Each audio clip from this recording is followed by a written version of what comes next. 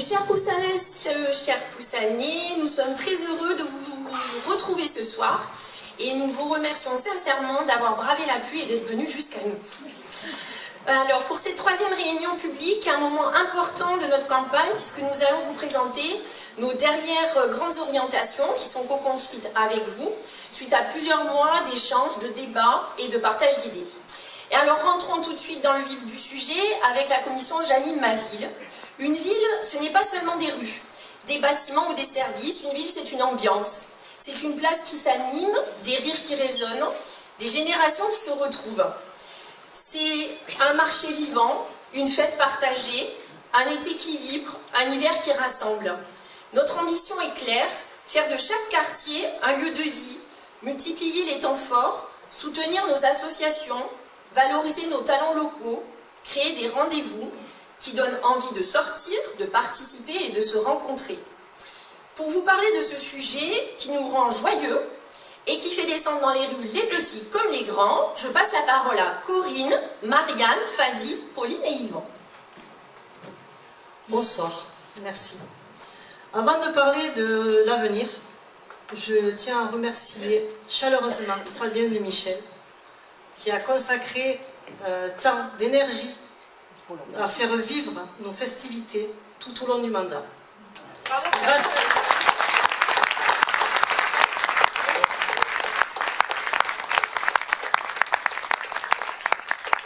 Grâce à son engagement, Poussan est devenue une ville dynamique, attractive et chaleureuse, où il fait bon vivre. Merci à elle.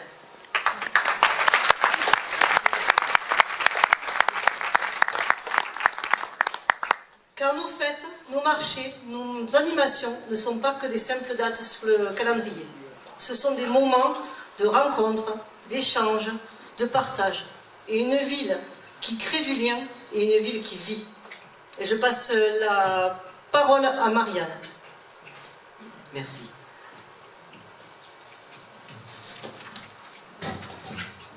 Ces dernières années, nous avons fait le choix d'une ville dynamique et rassembleuse.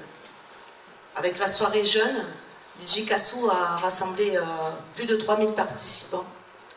Les lotos de l'été, devenus un rendez-vous incontournable. La soirée guinguette, mise en place en 2025, qui a rencontré un vif succès, populaire et chaleureux.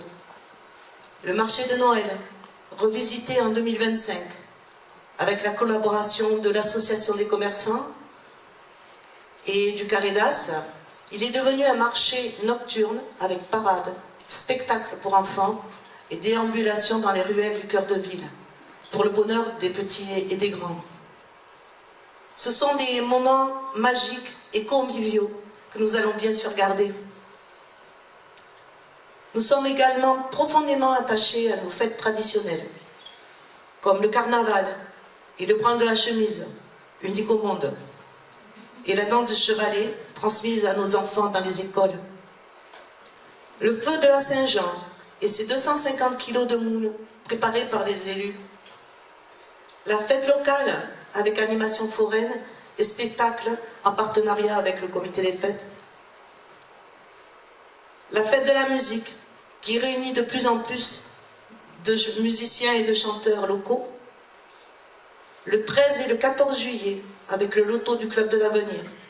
La retraite au flambeau, le feu d'artifice et le bal populaire initié par l'Association des commerçants. La foire de la Sainte-Catherine, avec l'élection de la reine du carnaval. Toutes ces fêtes font partie de notre identité et nous continuerons à les soutenir. Merci. Je passe la parole.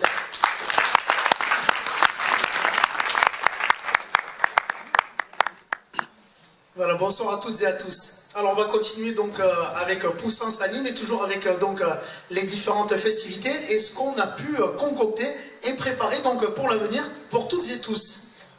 Pour le prochain mandat, nous voulons aller plus loin. Notre ambition est simple, faire vivre la fête à Poussin toute l'année, pour tous, partout et surtout dans tous les quartiers.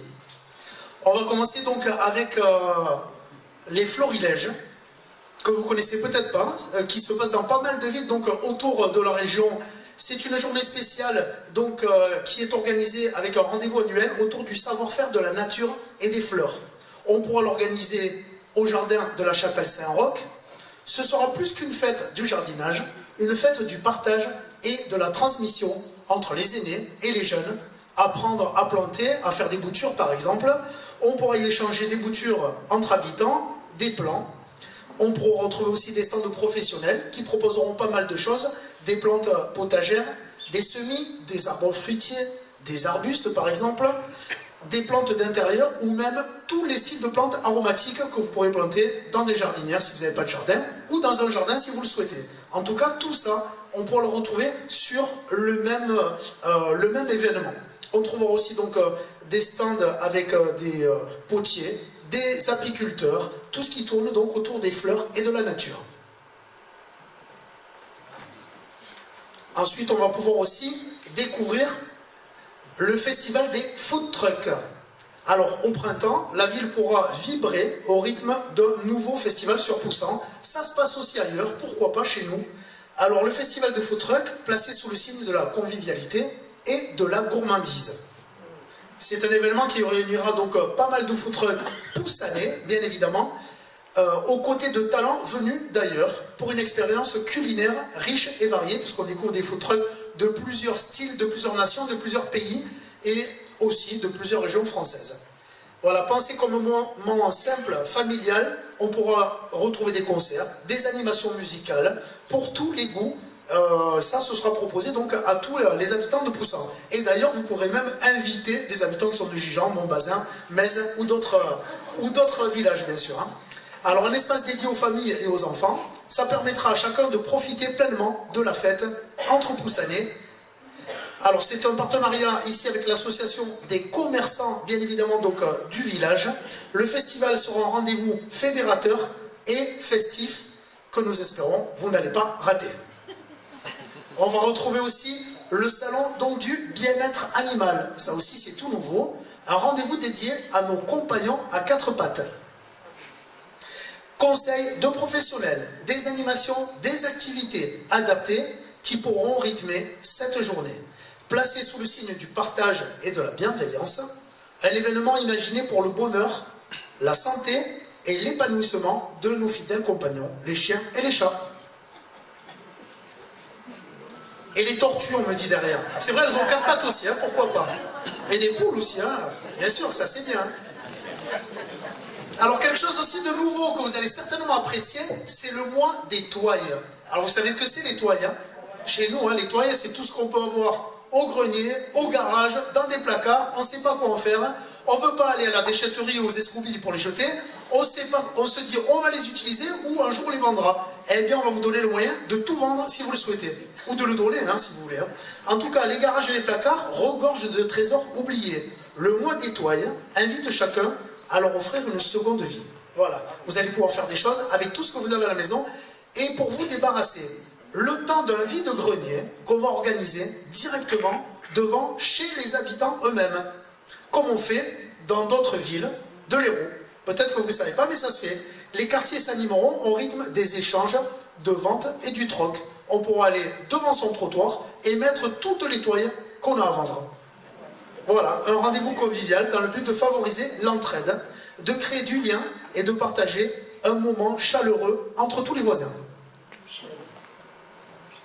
Josette le rit, je ne sais pas pourquoi. C'est les toiles, hein, c'est ça? Alors on va aussi organiser donc le tournoi des associations en relation avec la journée des associations. Parce que le tissu associatif est le cœur de notre ville, on va proposer un grand tournoi entre toutes les associations, inter-associations, où chacun pourra participer à des épreuves ludiques et conviviales. On va aussi proposer, comme on peut faire dans de belles villes comme Pézenas par exemple, des marchés nocturnes pendant l'été. Le marché nocturne de l'été, je crois qu'on a une belle photo. Regardez, ça va être beau, hein, ça va être sympa. Les ruelles et les places de la ville s'illumineront, voilà ici donc lors de notre marché nocturne estival, avec des artisans, des producteurs locaux, une ambiance guinguette et des espaces de restauration de partout, avec des petits concerts et des choses comme ça. Alors c'est un marché qui pourra se faire, pourquoi pas, sur la place des vignerons, à la cave coopérative, dès la fin des travaux, comme vous le voyez ici justement sur la photo. En silencieux, les téléphones. Merci. Allez, concours de décoration de Noël. Voilà, on avait aussi des concours de fleurs à l'époque. Eh bien, on peut faire aussi un concours de décoration de Noël. Ça, c'est très sympa. À l'approche des fêtes de fin d'année, eh bien, nous lancerons un concours de déco de Noël dans les rues et sur tous les balcons et aux fenêtres. Dans les lotissements, dans notre cœur de ville, et nous maintiendrons le concours des vitrines avec nos commerçants aussi. Voilà, donc on fera plein de concours et Poussan va être belle et illuminée. Faisons de Poussan une ville lumineuse et féerique pour les fêtes de Noël. C'est des bonnes idées, hein, vous avez vu? Ça va être beau, hein? Allez, on propose encore quelque chose de très sympa. Le samedi des Halles. Les samedis des Halles. Parce que ça pourra se faire tout au long de l'année. On souhaite redonner aux Halles de Poussan leur rôle de cœur battant. Nous voulons en faire un véritable lieu de vie, de partage, de rencontres. On proposera donc des animations avec des journées thématiques les samedis, par exemple en lien avec l'Italie, il y en a qui connaissent, hein, des ateliers créatifs, des dégustations. Voilà, on pourra faire par exemple des stands de coquillages de l'étang de Thau, des journées avec des tiels, une brazuca de géante, pourquoi pas une oursinade à l'intérieur des halles, ça aussi ça va être très sympa, c'est de très bonnes idées et tout ça c'est vraiment donc pour vous faire plaisir et pour se régaler dans notre village. Chaque événement est pensé pour créer du lien entre tous les habitants, partager et dynamiser notre ville, une ville vivante qui ne se limite pas juste à des fêtes. Elle se construit aussi par l'engagement et la participation citoyenne.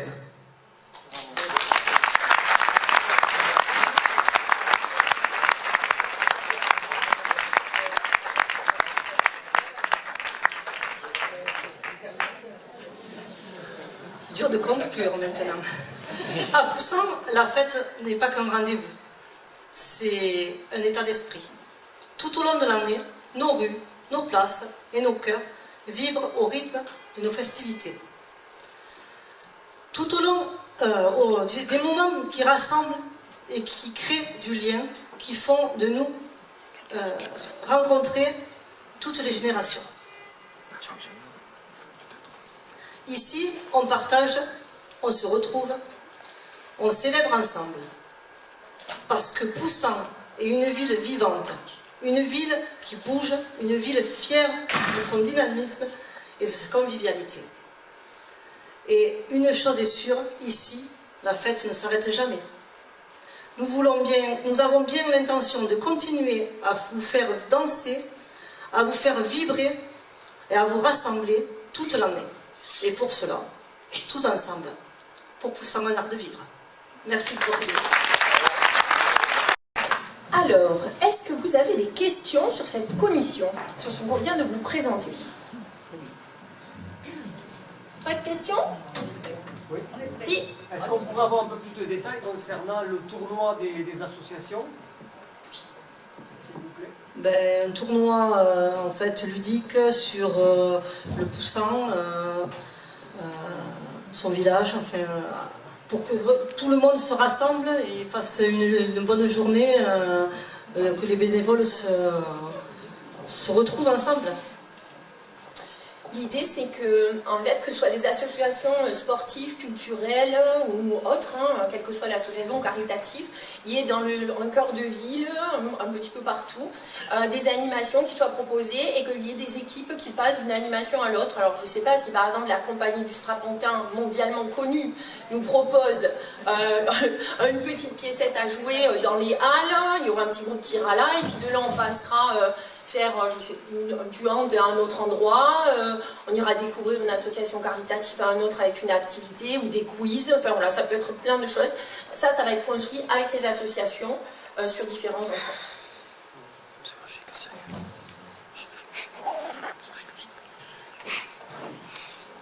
Pas d'autres questions? Très bien. Merci. Merci.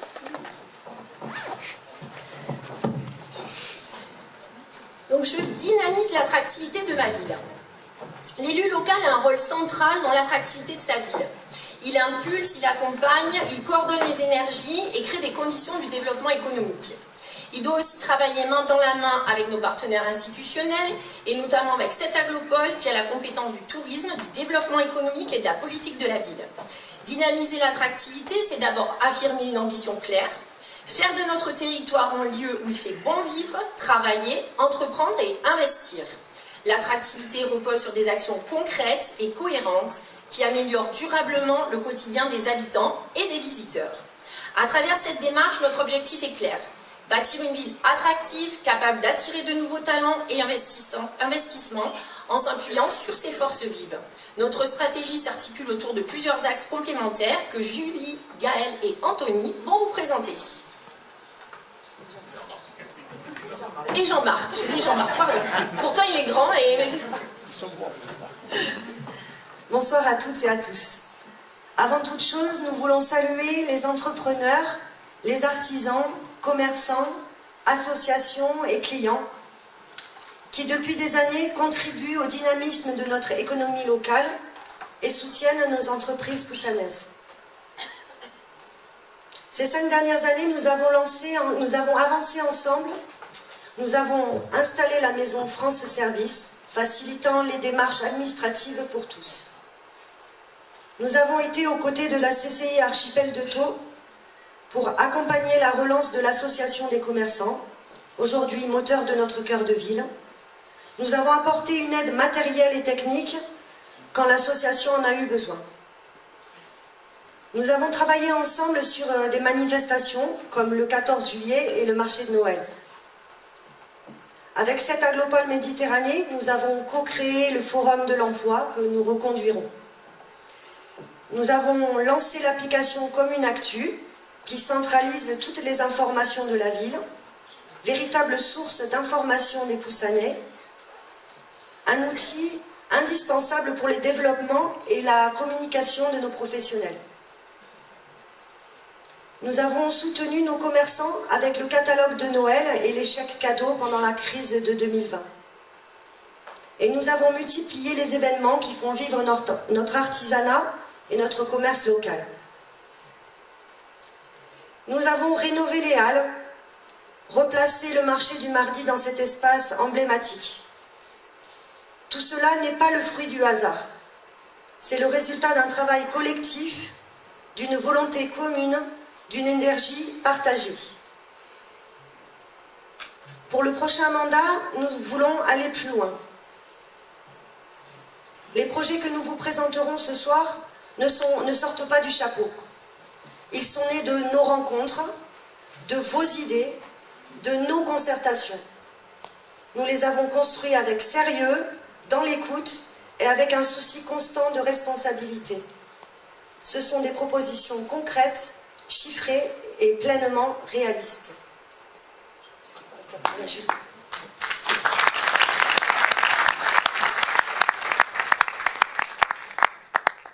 Bonsoir à tous. En premier lieu, nous créerons une commission citoyenne permanente des entreprises poussanaises en lien direct avec le comité citoyen. Pourquoi? Pour que tous les commerçants, artisans, agriculteurs, professions libérales, entrepreneurs, toutes les forces économiques de Poussan puissent exprimer des besoins concrets, partager des idées et participer directement au projet. La commission encouragera la coopération, l'innovation, l'installation et la transmission d'entreprises. Nous nous investirons pour poursuivre l'amélioration de nos zones d'activité en partenariat avec 7 aglopoles Méditerranée. Après la réhabilitation complète de la zone des Trouillots au cours de ce mandat, nous engagerons le travail de négociation avec la SAM pour la rénovation de la zone des Claches, l'extension de la zone des Trouillots avec 5 hectares supplémentaires et le foncier qui est sous-exploité. Partons au centre-ville maintenant. Nous le savons, Poussan est une commune magnifique. Notre ambition est claire, faire de Poussan un lieu incontournable. Pour cela, nous consulterons habitants, et entreprises pour définir une identité visuelle commune forte. Nous améliorerons la signalétique vers les parkings et le centre-ville avec cette même thématique choisie. Nous accompagnerons les commerces volontaires dans l'harmonisation de leur devanture avec un soutien financier. Nous créerons aussi le Samedi des Halles, un événement majeur et régulier du centre-ville pour des moments de convivialité avec Fadi et de partage qui feront battre le cœur de notre ville. Nous travaillerons à la création d'un véritable parcours marchand et touristique, une carte interactive, des échoppes saisonnières et un label fait à Poussan pour valoriser nos savoir-faire. Nous proposerons à l'association des commerçants de co-construire un programme de fidélité communale.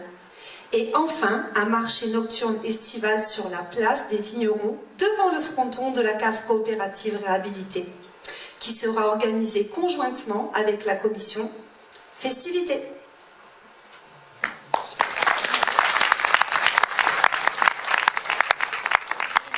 Bonsoir. Du coup, pour poursuivre, on veut faire de Poussan une destination attractive. On veut travailler sur toute cette organisation, sur le village. Aujourd'hui, Poussan possède des atouts exceptionnels. On a une situation stratégique majeure. On est sur une sortie autoroute à proximité de l'étang de Thau. On a des garrigues, une circulade qui est magnifique, des halles rénovées dernièrement et un patrimoine riche et vivant. Nous souhaitons renforcer notre attractivité touristique en travaillant au référencement des hébergeurs locaux en les accompagnant pour une meilleure visibilité. Un travail de communication à réaliser avec l'Office du tourisme, 7 Agglopole Méditerranée. Nous mettrons également en valeur notre parcours culturel et artistique, les fresques, les capitelles, un cheminement d'artistes avec des œuvres qui sont tout autour du village. Notre piste cyclable qui aujourd'hui nous permet de rejoindre le bord de l'étang de Thau et des magnifiques points de vue que l'on retrouve tout autour du village. Et pourquoi pas ne pas imaginer un escape game patrimonial, une manière ludique et innovante de découvrir Poussan. Nous voulons aussi soutenir nos jeunes entrepreneurs. Avec la maison France Service, la CCI de l'Hérault et Initiative Thau, nous proposerons un accompagnement complet, une aide administrative, un parrainage du temps, un espace de travail à tarif préférentiel dans l'espace Saint-Roch rénové. Et pour encourager les initiatives locales, nous créerons le concours Graines de Talent avec une prime à l'installation d'un jeune entrepreneur sur la commune chaque année. Un véritable accompagnement à la création d'entreprises sur la commune.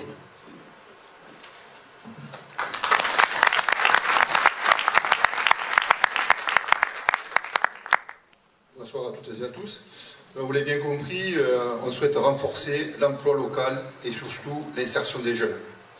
L'emploi sera vraiment le fil rouge de notre projet. Nous développerons des emplois saisonniers pour les jeunes poussanais. Nous renforcerons également la visibilité par des dispositifs locaux sur l'application commune Actu. Et bien sûr, nous reconduirons le forum de l'emploi. Notre objectif est simple, valoriser toutes les compétences présentes sur notre territoire. Donc chers Poussanais, chères Poussanaises, les dernières années, notamment la crise du Covid, nous ont appris deux choses importantes et essentielles. L'importance de l'adaptabilité et la force incomparable de la solidarité locale. Donc nous continuerons à faire confiance aux acteurs de Poussan, à leur audace, à leurs idées. Nous avions envisagé de créer un site click and collect pour les habitants, mais un entrepreneur poussanais présent dans la salle nous a informé qu'il était en train de développer cette solution. Donc le but de la commune n'est pas de le concurrencer, au contraire, c'est un projet local. Nous allons l'encourager, nous allons l'accompagner dans la réussite. Voilà, c'est cela notre vision, une commune ouverte, dynamique, fière de ses talents et de ses entreprises. Ensemble, faisons de Poussan une ville qui avance, une ville unie, avec de l'ambition et confiante en son avenir. Merci.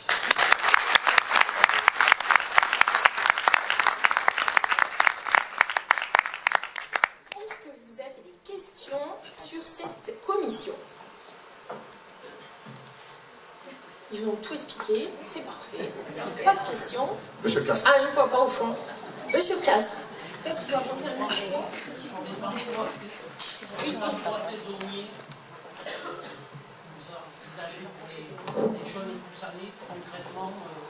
Alors bon, concrètement, comme vous le savez, quand même, bon, les RH, c'est une compétence qui est en lien avec l'agglo et la commune. Hein.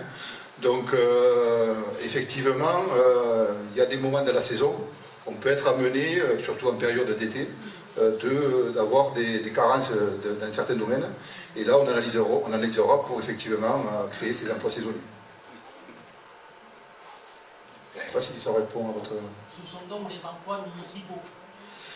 Oui, ça peut être ça, ou alors ça peut être aussi comme la bourse au permis, en fait, une participation financière en contrepartie d'heures dans les différents services. Voilà. C'est à co-construire, avec la mission locale d'insertion pour les jeunes, justement. Si je peux me permettre de vous préciser, nos enfants qui ont moins de 18 ans, ils ont envie de travailler, mais ils ont beaucoup de difficultés à trouver des employeurs n'étant pas majeurs. Et en fait, l'idée, c'est de pouvoir leur mettre un premier pied dans l'emploi, et grâce à la mairie, qu'ils puissent commencer à travailler et gagner un petit peu d'argent, pour se faire une première expérience.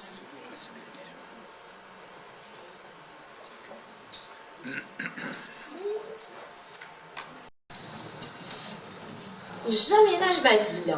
À travers la thématique, nous vous présentons une démarche cohérente et responsable, engagée depuis 6 ans et résolument tournée vers l'avenir. Notre objectif est clair: valoriser notre patrimoine, améliorer les déplacements, renforcer nos infrastructures sportives et culturelles, moderniser nos équipements et adapter nos services aux évolutions démographiques et environnementales tout en maîtrisant les finances communales. La responsabilité opérationnelle de l'élu intègre la gestion concrète du patrimoine communal. C'est à lui qu'il revient de penser l'équilibre entre développement et préservation, entre modernité et respect du patrimoine, entre besoins immédiats et vision à long terme. Aménager, ce n'est pas seulement construire ou rénover, c'est organiser l'espace pour améliorer le quotidien, anticiper l'avenir tout en respectant notre identité et garantir un cadre de vie harmonieux pour tous. C'est tout simplement investir utilement, rénover intelligemment, anticiper durablement, et c'est ce que Gérard et HP vont vous expliquer.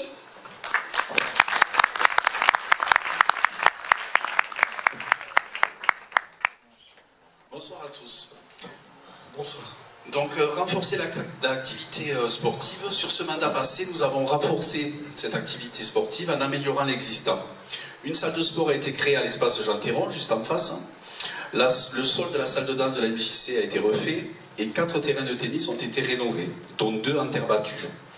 Et on peut même rajouter le terrain tambourin où on a récemment refait les systèmes d'arrosage et tous les grillages autour. Nous avons aussi modernisé l'éclairage de nombreux équipements avec des LED pour un meilleur confort et une consommation réduite.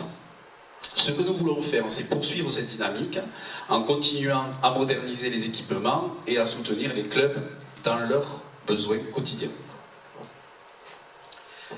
Nous sommes au foyer des campagnes et nous avons bien réfléchi à un projet concernant justement l'extension de ce foyer des campagnes, un projet responsable.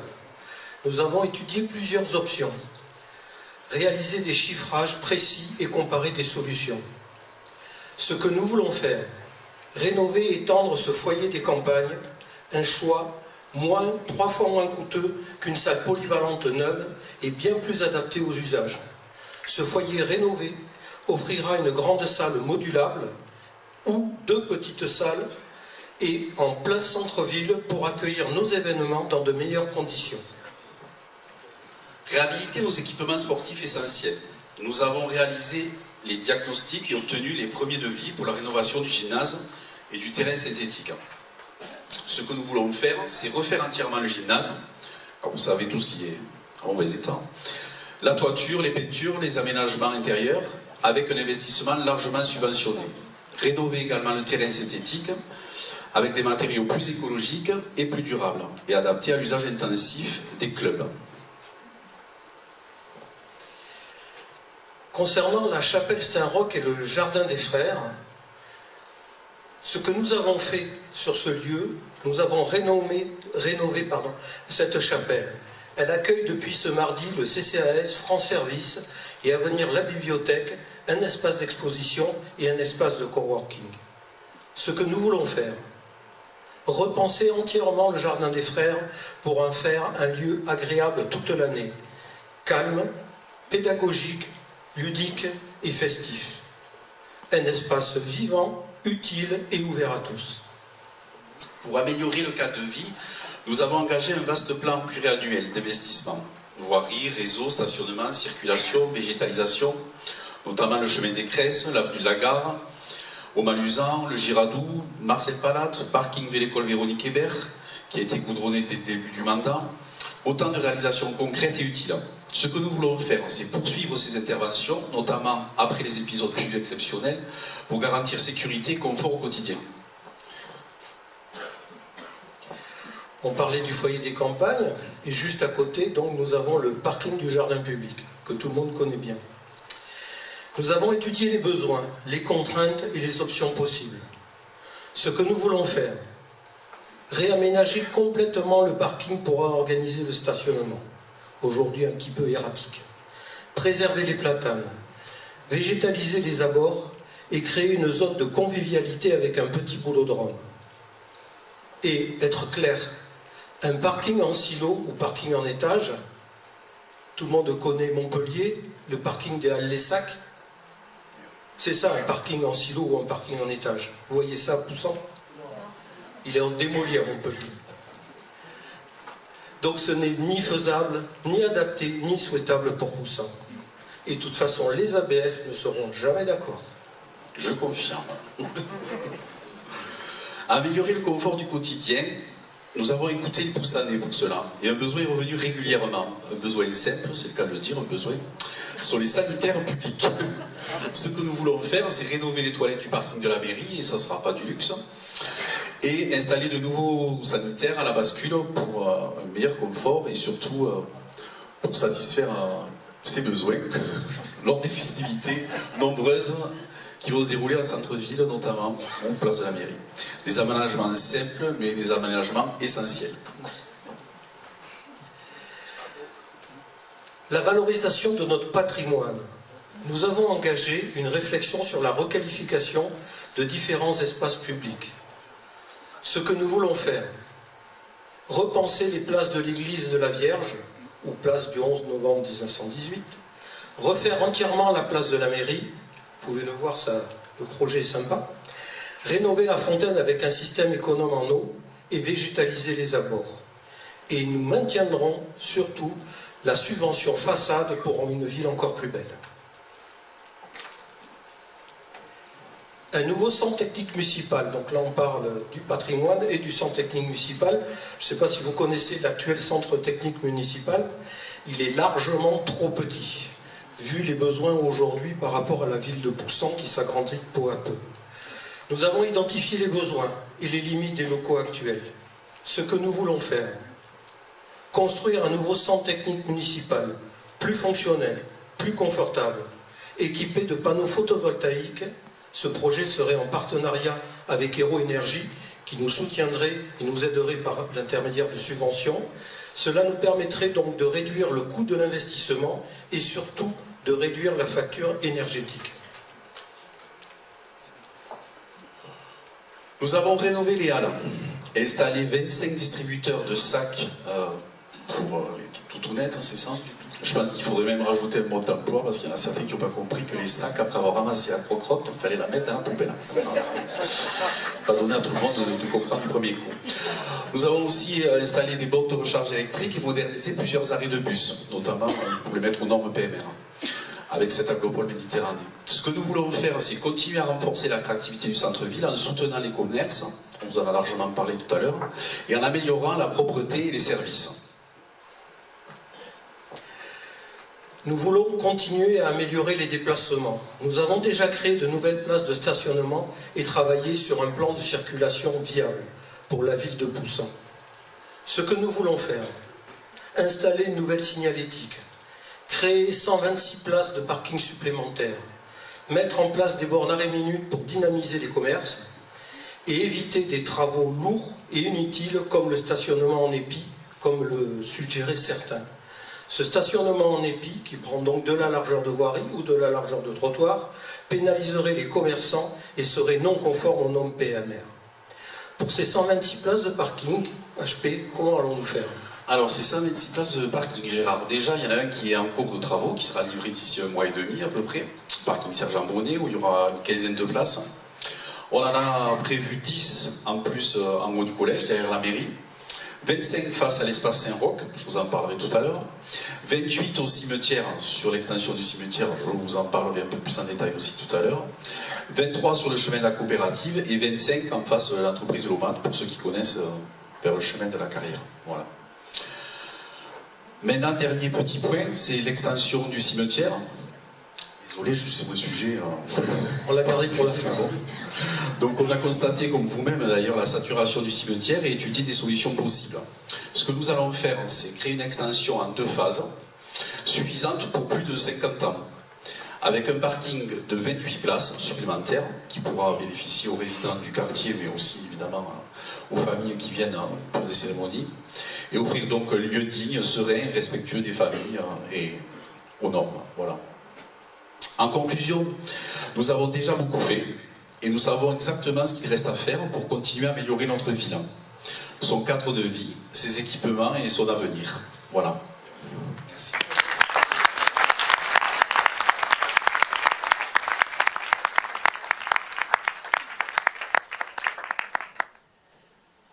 Alors, on fera les questions et les réponses après la commission que je vais vous présenter, puisque du coup, les 2 sujets se croisent. Donc l'urbanisme. L'urbanisme constitue l'une des grandes responsabilités stratégiques et réglementaires du maire et de l'adjoint auquel il délègue cette compétence. C'est à eux qu'il revient d'anticiper la croissance de la commune, d'organiser son développement et de veiller à l'équilibre entre logement, activité économique, mobilité et préservation des espaces naturels. Tout cela doit se faire dans le respect strict des règles qui s'imposent à la commune. Décider en matière d'urbanisme, ce n'est jamais céder à la facilité. C'est faire des choix structurants pour le moyen et le long terme. Des choix parfois exigeants, mais toujours engageants, avec des conséquences politiques et juridiques importantes. C'est aussi tracer une ligne claire. Construire le Poussan de demain avec transparence, responsabilité et réalisme. Cela implique d'assumer des décisions politiques fortes, comme par exemple la lutte contre la cabanisation. Ce n'est pas toujours une position très confortable. Avec HP, nous savons de quoi nous parlons. Cela signifie parfois, et même souvent, faire face à des incompréhensions, à des pressions, et même voire à des menaces. Mais nous considérons qu'un maire doit avoir le courage d'appliquer la loi et de défendre l'intérêt général. Fermer les yeux serait beaucoup plus simple et plus sécuritaire. Nous avons fait le choix inverse. En matière d'urbanisme, il existe des règles nationales, des documents de planification et des obligations légales. Le maire, quel qu'il soit, n'est jamais au-dessus des lois. Il est là pour les faire respecter. Promettre la régularisation de constructions illégales ou laisser croire qu'il serait possible d'un simple coup de baguette magique de rendre constructibles des terrains agricoles ou naturels ou d'y installer des compteurs électriques définitifs ou encore de suspendre ou modifier des projets, c'est tromper les habitants, c'est leur mentir. Ce n'est ni conforme à l'intérêt collectif, ni financièrement responsable, ni juridiquement possible. Nous avons choisi d'anticiper plutôt que de subir, de dire la vérité plutôt que de promettre l'impossible et d'agir avec fermeté et équité. Et pour vous présenter plus précisément nos 5 axes majeurs en matière d'urbanisme et d'aménagement, je vais maintenant passer la parole à HP et HCAN qui vont tout vous détailler. Donc notre premier axe, c'est garantir l'accès au logement pour tous. Faire face à une pénurie de plus de 500 logements sociaux à Poussan, je pense que tout le monde l'a bien compris tellement on le rabâche régulièrement, nous renouvellerons un plan pluriannuel ambitieux pour répondre aux obligations de la loi SRU et surtout aux besoins réels des habitants. Aujourd'hui, cette carence génère une pénalité prélevée par l'État de plus de 250 000 € par an. Nos actions en cours et à venir, requalification de la cave coopérative, désaffectée depuis 2012, la ZAC Sainte-Catherine, les reventes d'immeubles dégradés ou subventions d'équilibre à destination de bailleurs, nous ont permis d'engager une baisse de cette pénalité. Nous souhaitons poursuivre ces actions, notamment dans le centre ancien. Et je vous l'annonce, nous sommes d'ailleurs sur le point de conclure une opération avec un bailleur sur l'immeuble désaffecté juste en face à la chapelle Saint-Roch, où nous créerons des logements, mais aussi un parc public. Et si là, je me permets, c'est quand même 5 ans de travail pour arriver à ça.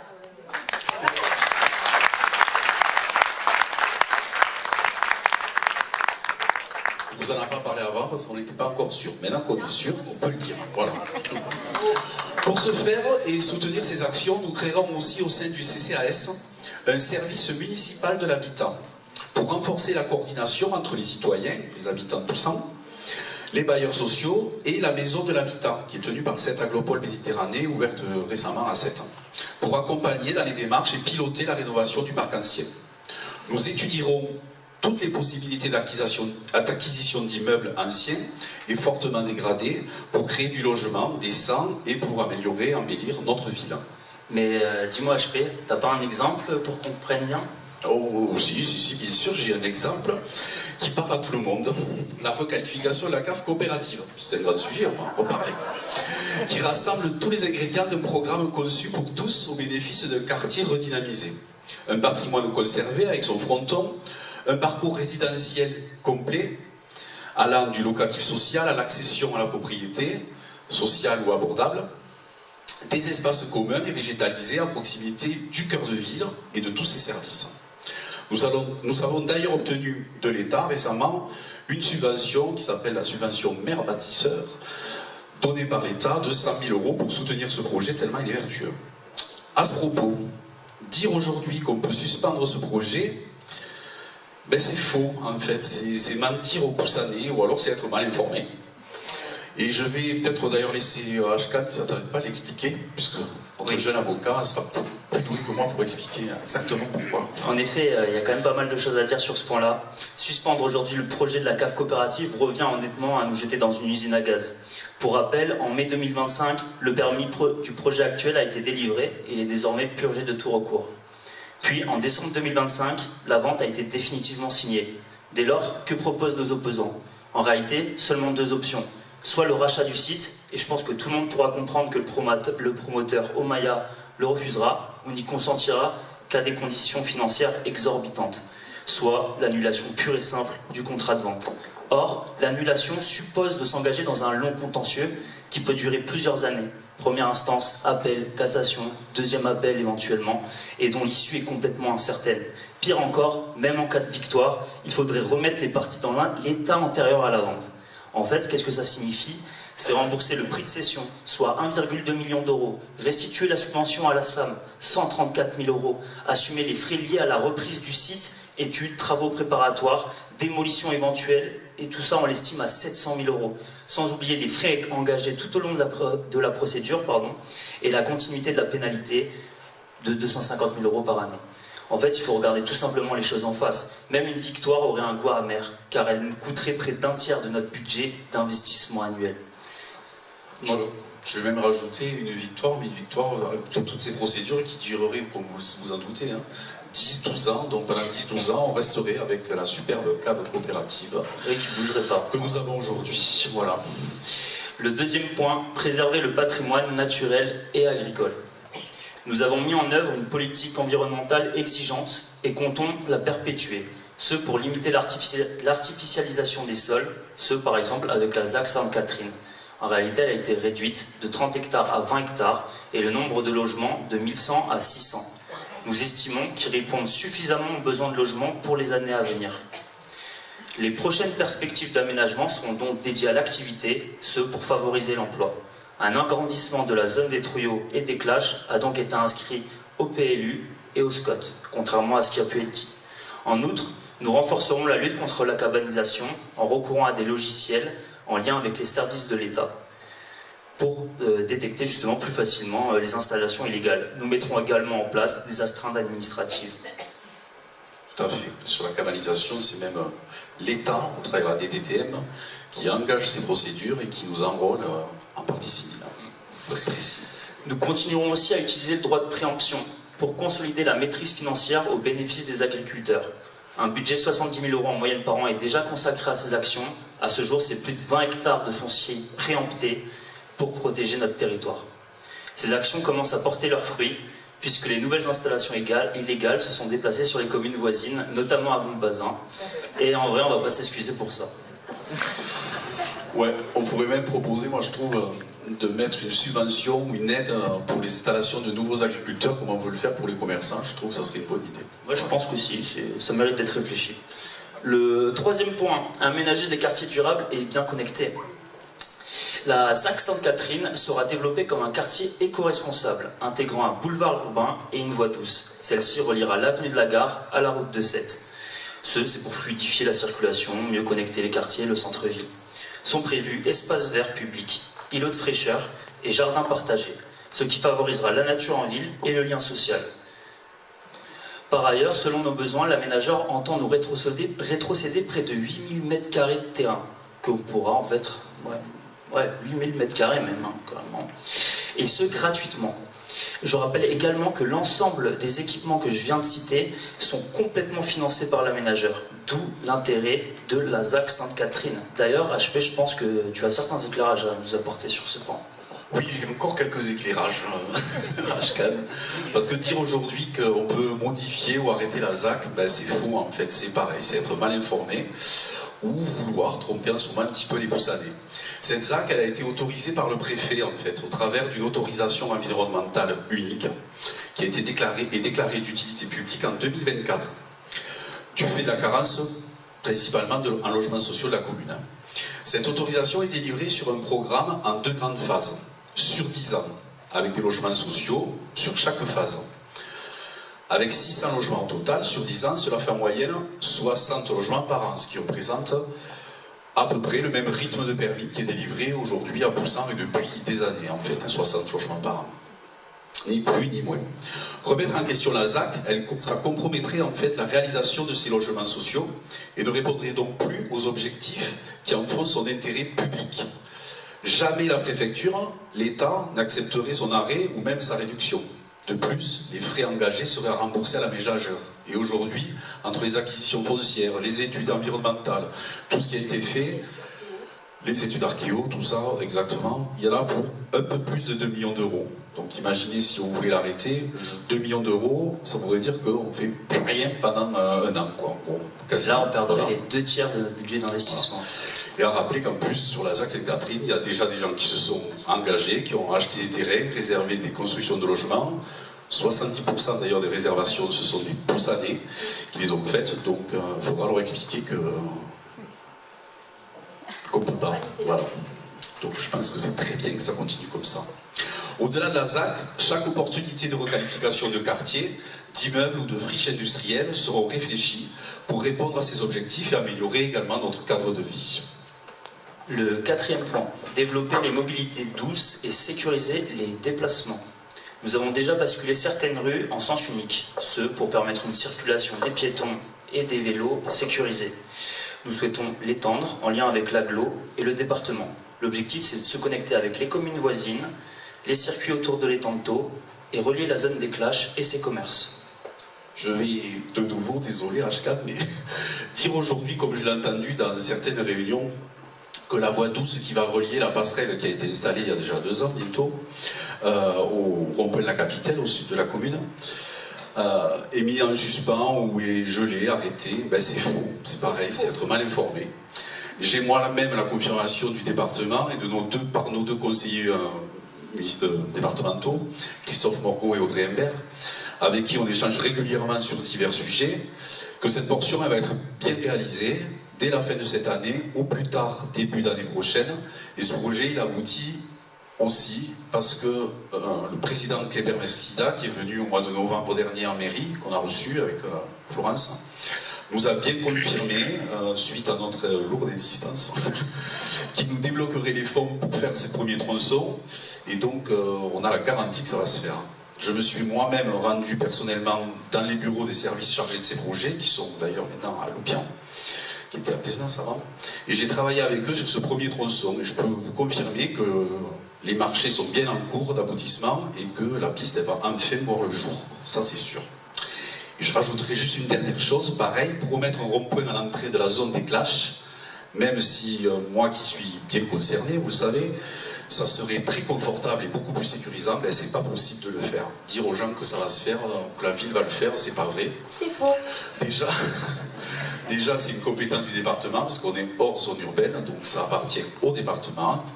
Et les mêmes services du département sont déjà venus plusieurs fois sur place, et l'espace qu'il y a n'est pas suffisant pour créer un rond-point. Et les ingénieurs routes ont des règles à respecter, et ce n'est ni moi, ni tout autre élu ou opposant, même un nouveau maire, voilà, qui feront changer les choses. Donc en revanche, dans le cadre de l'aménagement de cette loi, ce que je peux vous dire, c'est que grâce à la piste cyclable qui va se faire, il est prévu, pour sécuriser justement le passage des vélos à l'entrée de la zone des clashs, de revoir entièrement ce carrefour, avec des passages surélevés. Enfin, il y a des aménagements qui sont prévus pour justement apaiser la circulation et la rendre plus sécure. Voilà. Au-delà de tout ça, nous encouragerons quand même aussi le covoiturage en créant des aires dédiées. Un projet est en cours d'étude justement au sud de la ville, le chemin de la Garenne. Et nous soutiendrons également le développement des réseaux de bus, principalement celui de cette aglopole Méditerranée, les bus jaunes, notamment dans les nouveaux quartiers pour faciliter la mobilité, et notamment dans Saint-Catherine. Voilà. Et le cinquième et dernier axe, c'est ça, c'est toujours moi, et développer l'activité économique. Donc nous avons voulu soutenir l'activité économique porteuse d'emploi, déjà au travers de notre règlement d'urbanisme, en fait de révision, une procédure sur laquelle nous avons travaillé avec les services d'urbanisme depuis 3 ans, que je remercie au passage parce qu'ils se sont beaucoup investis là-dessus. Un premier soutien en augmentant les possibilités de constructibilité, tant en surface qu'en hauteur, autorisant certaines activités supplémentaires dans nos zones qui n'étaient aujourd'hui pas possibles, comme par exemple celle de l'agriculture. Voilà. D'ailleurs, aujourd'hui, nous souhaitons inscrire un agrandissement de ces zones de 5 hectares. L'objectif est d'optimiser le foncier existant. Celles-ci sont actuellement sous-exploitées, voire laissées à l'abandon. L'écologie sera également mise en valeur en favorisant la production d'énergie solaire. Et d'ailleurs, même si le représentant de la commune au syndicat mixte du bassin de Thau, M. Van der Merch, s'est prononcé contre le projet de ce SCOT, une décision d'ailleurs personnelle, car elle n'est pas du tout le reflet de celle de la majorité et du travail fait avec tous les services, que ce soit de cette aglopole Méditerranée, de la ville et du SMPT. Des perspectives d'évolution de nos zones d'activité porteuses d'emploi sont bien prévues et elles sont mesurées en fonction des besoins. Voilà. En conclusion, on veut construire un urbanisme participatif et responsable. Nous voulons une ville qui maîtrise son développement et accueille de nouveaux habitants, sans renoncer à sa qualité de vie. Poussan doit rester une commune accueillante, solidaire et tournée vers l'avenir, où chaque projet contribue à un développement équilibré, humain et durable, pour que chaque nouvel habitant trouve sa place et puisse s'investir aux côtés des anciens. Voilà. Je ne sais pas si...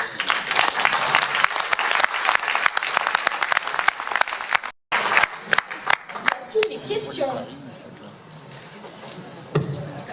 Monsieur Classe, est-ce que j'ai répondu un peu à tout? Vous avez des questions? Ah, allez-y.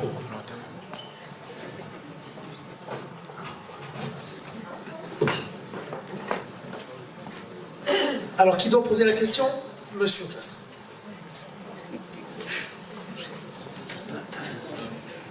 Une première question sur les parkings. Donc il y a 126 places de prévues. En termes de budget, est-ce que vous avez une idée de ce que ça peut représenter?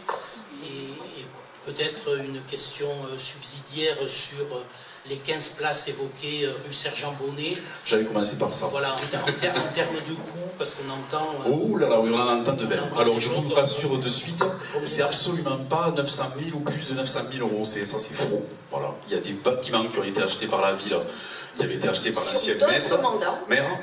Il y en a qui ont acheté nous dernièrement, qui a fait grand bruit.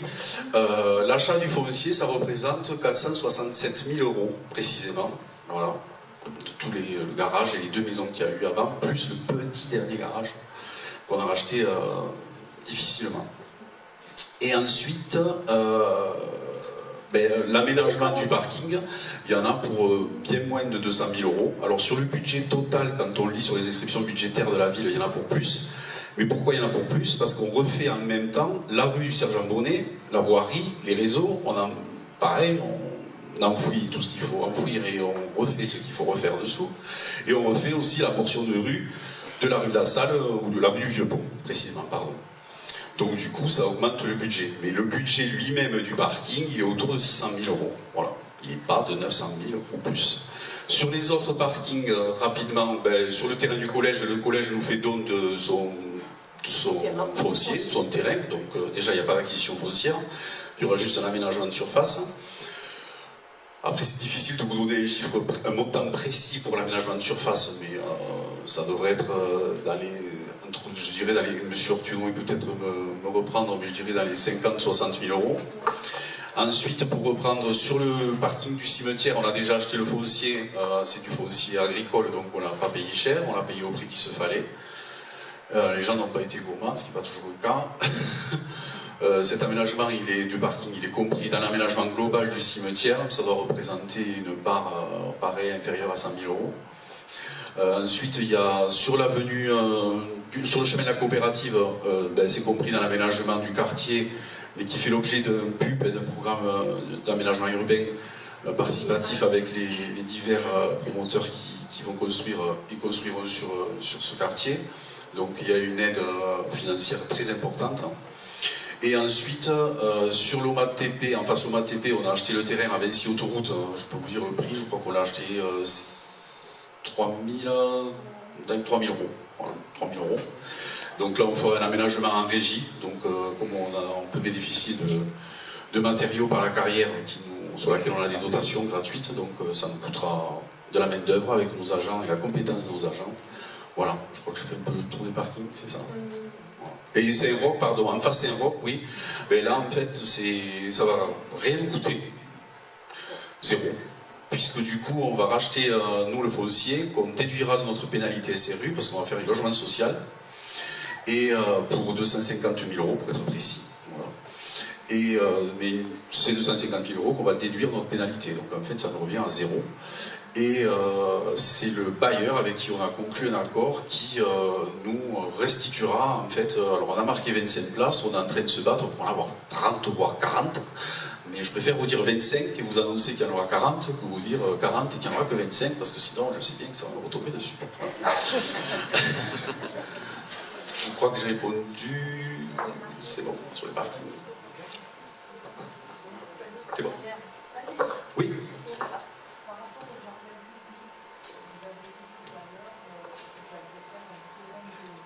Oui. Alors ça sera un terrain de boules de loisirs, juste pour satisfaire nos petits papis, je ne dis pas ça, chaman, mais nos papis, nos petits boulistes du quotidien qui pourront en fait pratiquer et s'amuser en fait aux boules ici. Mais il n'est pas du tout prévu de le refaire comme c'était sur la Sablette, enfin l'ex-Sablette. Il sera fait qu'on va en fait désimperméabiliser toute la partie qui est là entre le foyer campagne et la salle Jean Thérault. Et donc cette partie va être mise en stabilisé et pourra permettre en fait de jouer aux boules, voilà. Et le grand club de boules reste au complexe. Il va même être agrandi. D'ailleurs, normalement, il devrait déjà être agrandi, mais les intempéries n'ont pas permis aux engins de rentrer. Donc les agents ont décalé les travaux. Une autre question, oui. Oui, vous avez parlé pour les services municipaux. Ils vont se trouver où alors finalement? Le centre technique municipal se trouvera chemin de la Garenne sur la droite, de suite après le petit pont. Là où vous avez déjà vu des bennes anciennement disposées à la carte coopérative qui rendent le paysage fort désagréable, je vous l'accorde. D'ailleurs, nous sommes en train de construire des murs et de faire en sorte de cacher, de préserver les habitants en face de ce chantier. Et donc là, à terme, c'est là où sera construit le nouveau centre technique municipal, tout à fait. Avec à côté une aire de covoiturage avec des panneaux photovoltaïques pour auto-alimenter les bâtiments de la ville. Voilà, ce projet, c'est ça.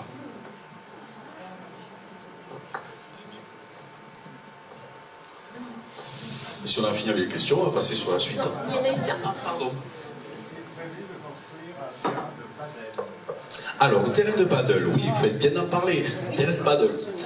Tout le monde veut un terrain de paddle. Depuis je crois qu'on est élu, on me parle de terrain de paddle. Donc c'est vrai qu'on l'avait imaginé, on s'était posé la question. Je pense qu'effectivement, ça aurait été un projet, je pense, de notre future mandature, j'espère, j'y crois. Mais il y a un porteur de projet privé qui va construire, enfin, qui ne va pas construire, il a déjà le hangar, qui va aménager 4 terrains de paddle couverts à la zone des Trouillots. Et il a obtenu un permis de construire, une autorisation d'ouverture de RP. Donc ce monsieur, il a démarré ses travaux et je ne veux pas parler pour lui, il n'est pas là ce soir, mais il était là l'autre soir. Il devrait ouvrir en septembre, si je ne me trompe pas. Il aimerait ouvrir au début de l'été, mais ça va être un peu juste. Mais ses travaux sont commencés. Donc comme il y a une initiative privée, on ne va pas aller à l'encontre d'une initiative privée, on va laisser des emplois se créer. Et il a plein de projets d'ailleurs de travailler avec les commerçants de Poussin, parce que je l'ai reçu bien entendu plusieurs fois. Donc je vous confirme bien qu'il y aura un paddle à Poussin et un paddle privé, et je trouve ça très très bien. Voilà. On est là pour soutenir les initiatives. Donc on va passer à la commission d'après. Là, attendez, parce qu'il faut tout faire. Donc la sécurité publique. La sécurité publique, c'est la priorité juridique et immédiate la plus élevée que je porte en tant que maire. Je suis garante de la sécurité des personnes, de la tranquillité et de la salubrité publique, de la protection et de la prévention des risques pour tous les habitants de Poussin. C'est un rôle exigeant qui demande à la fois de prévenir, d'être présent sur le terrain, d'écouter les habitants, mais aussi de prendre des décisions parfois difficiles, parce qu'elles touchent aussi à l'humain, pour assurer la sécurité de tous. Au cours de ce mandat, avec l'adjoint à la sécurité, HP, j'ai agi avec responsabilité et j'ai assumé les décisions qu'il était nécessaire de prendre, même si parfois, je sais, elles ne font pas plaisir. Parmi celles-ci, par contre, l'armement de notre police municipale, qui n'est pas une décision symbolique, mais c'est un choix de politique fort qui permet à nos agents de travailler dans des conditions sécurisées et adaptées à la réalité du terrain, tout en les protégeant et en protégeant les habitants. Parce que envoyer des agents de police municipale devant nos écoles, pendant qu'on est en plan vigie pirate renforcé en nous demandant de défendre nos enfants et les envoyer les mains dans les poches, pour nous, ce n'était pas possible. Je tiens à rappeler qu'en matière de sécurité, on peut toujours promettre beaucoup. Mais notre action reste strictement encadrée par la loi, comme l'utilisation des images de caméras de vidéoprotection, parce qu'on voit souvent sur les réseaux plein de choses qui sont dites, mais non, on ne peut pas les visionner, les caméras au poste de police, comme on le souhaite. Les policiers municipaux, quant à eux, ne peuvent agir que dans le cadre légal qui leur est défini. C'est pareil, parfois on leur demande de faire certaines choses, ils répondent qu'ils ne peuvent pas le faire, mais parce qu'ils n'ont pas le droit de le faire. Ce n'est pas parce qu'ils ne veulent pas le faire. Tout au long de ce mandat, nous avons pleinement exercé notre rôle sur toutes les thématiques liées à la sécurité.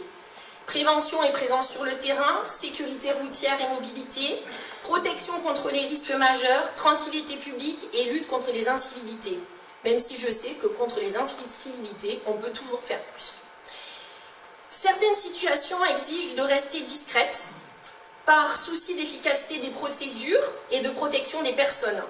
Et cette discrétion, c'est un signe de sérieux et non un manque de transparence, comme certains peuvent le dire. Encore une fois, c'est bien mal connaître le rôle et les responsabilités du maire en matière de sécurité, ainsi que le fonctionnement des procédures qui exigent parfois réserve et discernement. Affirmer le contraire révèle surtout une méconnaissance des obligations légales et du travail mené au quotidien avec les services compétents, notre police municipale et la gendarmerie. Mon engagement, il est clair. Prévenir avant de réprimer, sécuriser sans stigmatiser, protéger tout en respectant le droit de chacun. C'est dans cet esprit que HP et Bruno vont vous présenter nos projets pour renforcer la sécurité dans notre ville, organisés autour de 4 axes complémentaires.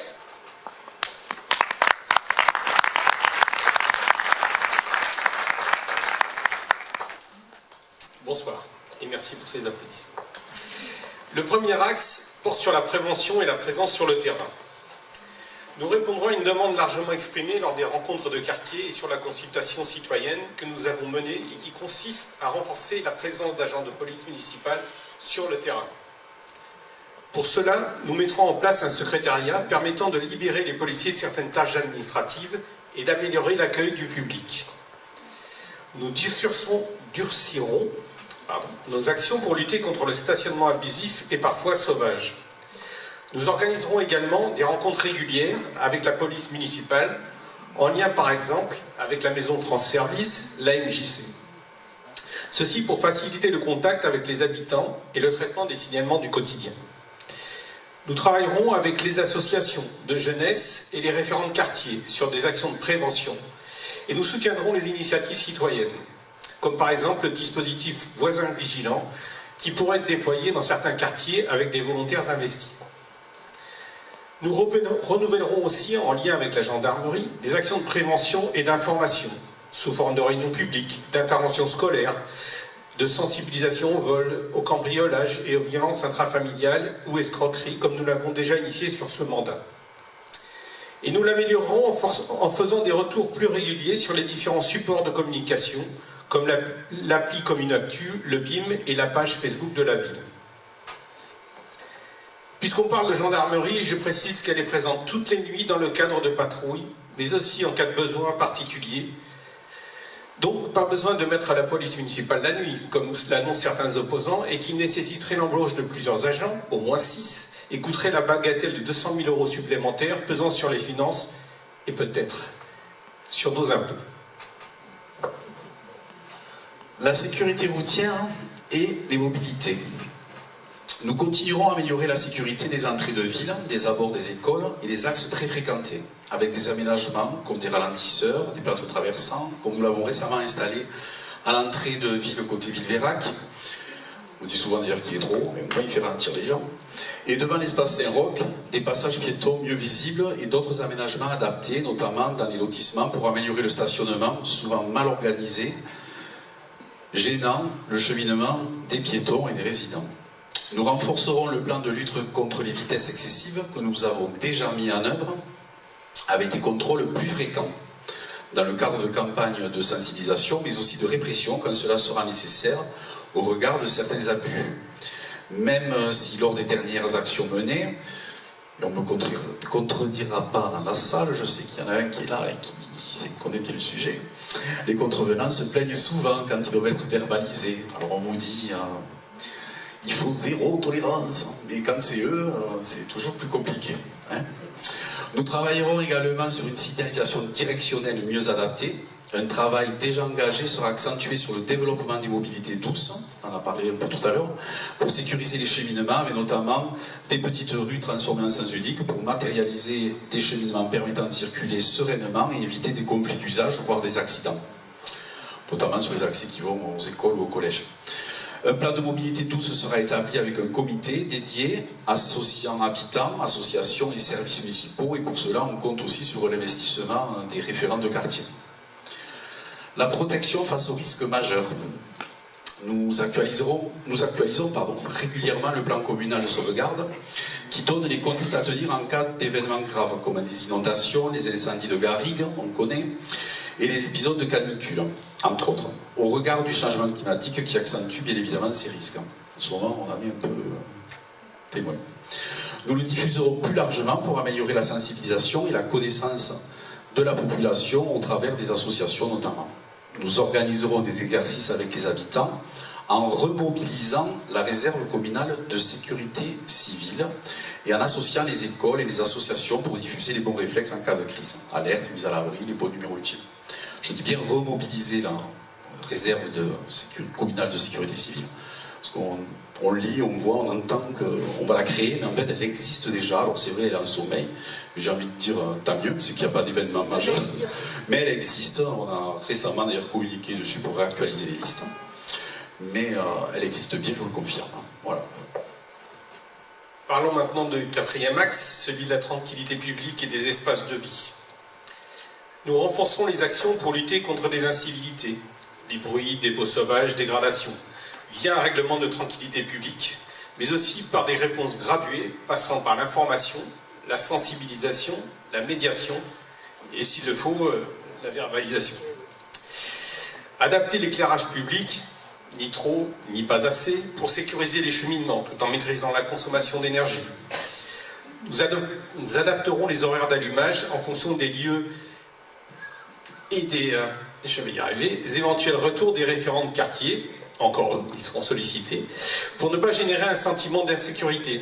Je dis bien un sentiment, car l'insécurité n'est pas en augmentation, les faits ne le montrent pas. N'est-ce pas, HP? Oui, il est souvent dit que depuis l'extinction de l'éclairage public, nous connaissons plus de cambriolages.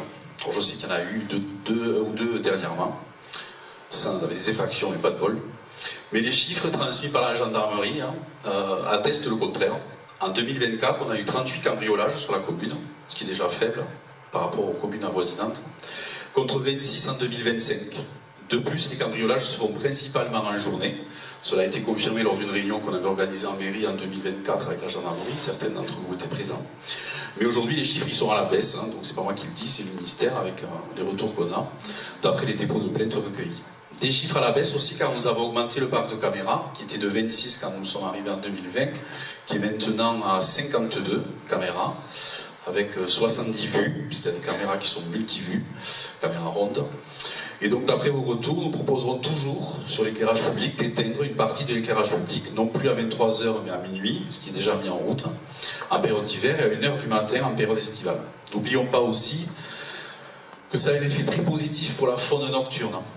La faune, pas la faune, c'est compris. Une faune qu'il est aussi de notre devoir de protéger en maintenant la trame noire. Voilà, ça c'est Pierre Mariès qui là-bas, voilà ça qui m'a obligé de le dire, qui m'a dit parle de la trame noire, c'est important pour les petites bébêtes la nuit. Voilà.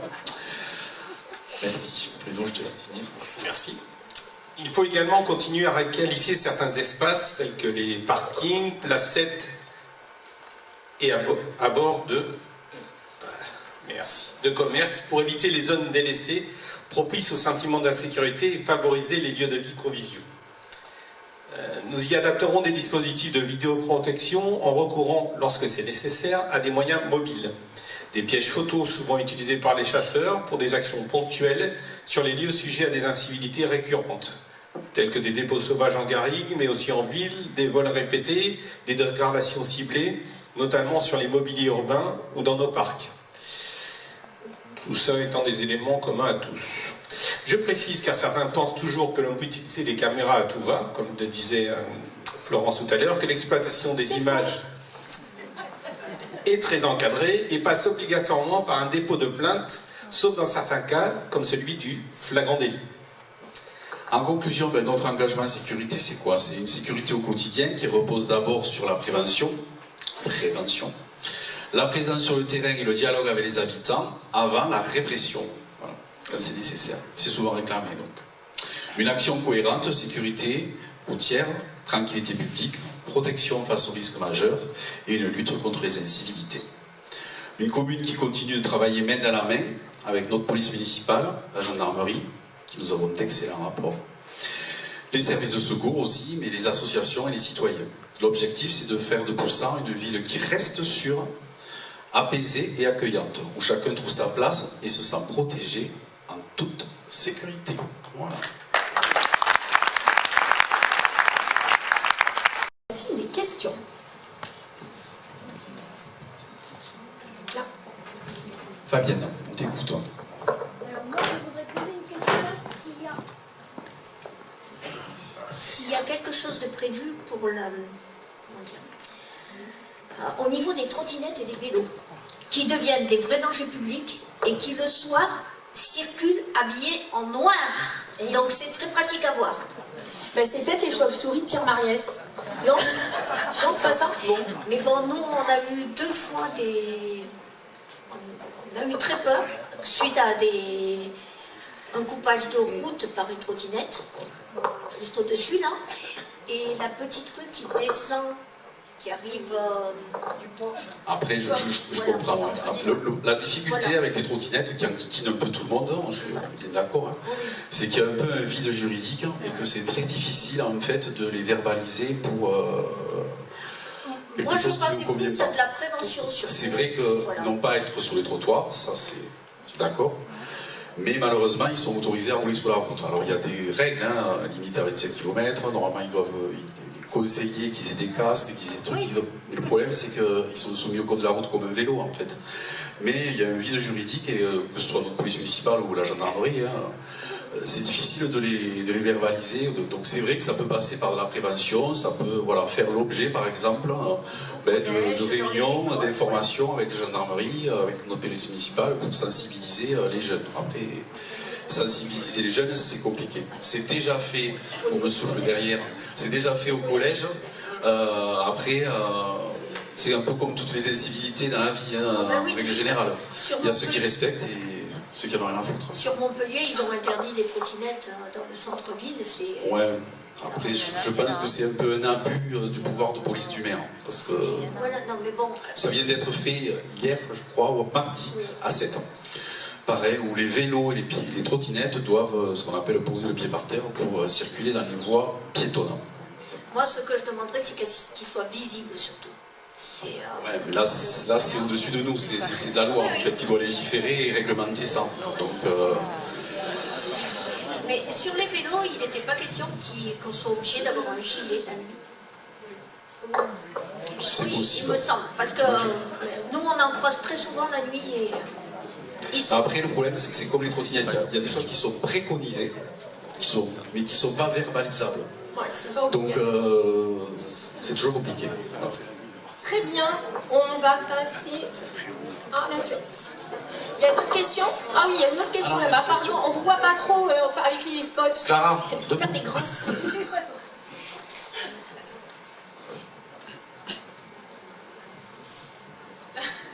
J'ai deux questions, pardon.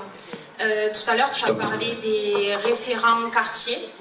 On va en prendre connaissance comment Alors, juste après, sur la prochaine commission, on en parle. Pas de soucis. Et ma deuxième question, c'est concernant l'éclairage. Donc oui, c'est éteint. Déjà, j'apprécie que ça soit à minuit. Je trouve que c'est mieux. Après, est-ce qu'il y a la possibilité de mettre des éclairages tamisés et lorsqu'il y a une présence, il s'intensifie? Moi, je le fais sur mes copropriétés, mais c'est un parking, donc on va dire que c'est une zone plus réduite, mais... On a des installations qui sont récentes, mais qui ne sont pas forcément équipées d'un système de pilotage en fait, automatique, gérable facilement. C'est toujours des actions manuelles qui doivent venir éteindre, allumer, changer les horaires. Gérard va t'en parler un peu mieux que moi, puisque lui, c'est monsieur LED. Merci. Oui, donc concernant l'éclairage public, ce qu'il faut savoir, c'est que pas mal de gens l'ont déjà oublié, malgré que nous ayons communiqué à plusieurs reprises. Tous les éclairages publics aujourd'hui diminuent de 50% à partir de 11h du soir jusqu'à 5h du matin. Tous, même ceux qui restent allumés la nuit. Après, effectivement, il y a une certaine zone autour du centre-ville et hors des grands axes qui est éteinte la nuit. Aujourd'hui, effectivement, c'est un petit peu compliqué de modifier ces horaires à la demande. Nous allons investir dans un système centralisé de pilotage des zones, différentes zones de la ville de Boursan. Tout Boursan sera couvert par un système de pilotage à distance centralisé sur un ordinateur où on pourra régler à distance, zone par zone, la diminution de l'éclairage. Par exemple, aujourd'hui, on diminue l'éclairage à 11h, mais on pourra le diminuer peut-être à 10h du soir, par exemple, et passer à 50% si c'est amplement suffisant dans certaines zones. Aujourd'hui, on ne peut pas le faire, c'est fixe. Et concernant l'extinction, effectivement, il est prévu de pouvoir modifier beaucoup plus facilement l'extinction de certaines zones par rapport à d'autres zones. Vous parlez des festivités, par exemple, quand il y aura des festivités, on pourra augmenter, diminuer, modifier les horaires à la demande par rapport aux différents événements. C'est pas au niveau de l'extinction, c'est vraiment tamiser la lumière et lorsqu'il y a une présence, que ça remonte en fait, un détecteur de... Ça, nous avons déjà fait... Okay. C'est une très bonne question. Nous avons déjà fait une étude là-dessus. On avait commencé à faire une étude par rapport à la nouvelle zone de Sainte-Catherine, où effectivement il va y avoir tout va être neuf, donc c'est beaucoup plus facile quand c'est neuf plutôt que de faire dans de l'ancien. Et après étude, il s'est avéré que ce n'était pas forcément judicieux. parce que les systèmes d'éclairage sont à 6 mètres de haut. Si on veut mettre des détecteurs pour détecter les présences, il faut les mettre à 4,50 m, et tout doit être relié émetteur par émetteur, et tout doit communiquer ensemble. Le budget d'investissement est énorme sur de l'existant. Et même sur du nouveau matériel, on a fait différentes études par rapport à un pilotage à distance. Ça revient horriblement cher, ça double, ça triple même les budgets. Donc on va continuer à diminuer de toute façon les éclairages de 50% comme c'est aujourd'hui. Et puis, comme je vous disais, par rapport à certaines zones où on pourra moduler plus facilement l'extinction et l'allumage de l'éclairage. Mais ça, de toute façon, on sera ouvert par rapport aux différentes demandes des différents quartiers, parce qu'il y aura des référents de quartier. Et donc, suivant les quartiers, effectivement, on pourra toujours moduler par rapport aux besoins. On me parlait par exemple d'infirmières qui travaillaient la nuit, qui reviennent à 3h ou 4h du matin, ou qui partent à 11h du soir. Effectivement, il y a certaines zones où on pourra moduler d'une demi-heure, 1 heure, pour essayer d'être au plus près des besoins des poussaniers.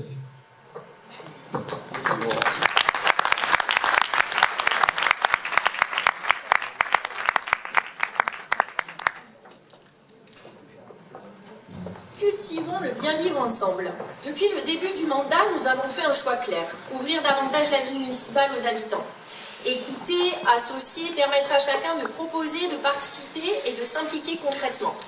Parce que la démocratie locale ne se limite pas aux élections, elle doit aussi vivre au quotidien.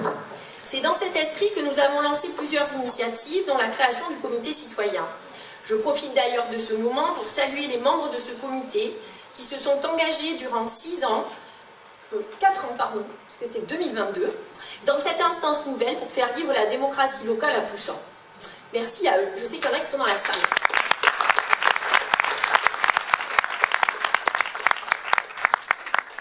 Cette démarche repose sur une conviction simple. Les habitants ont des idées, une expérience, une connaissance du terrain, et c'est précieux pour notre commune. Mais la démocratie locale doit aussi être claire et sincère.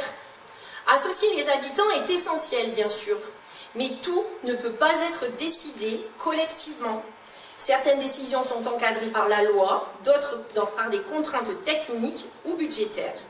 Et surtout, les élus ont reçu un mandat des habitants.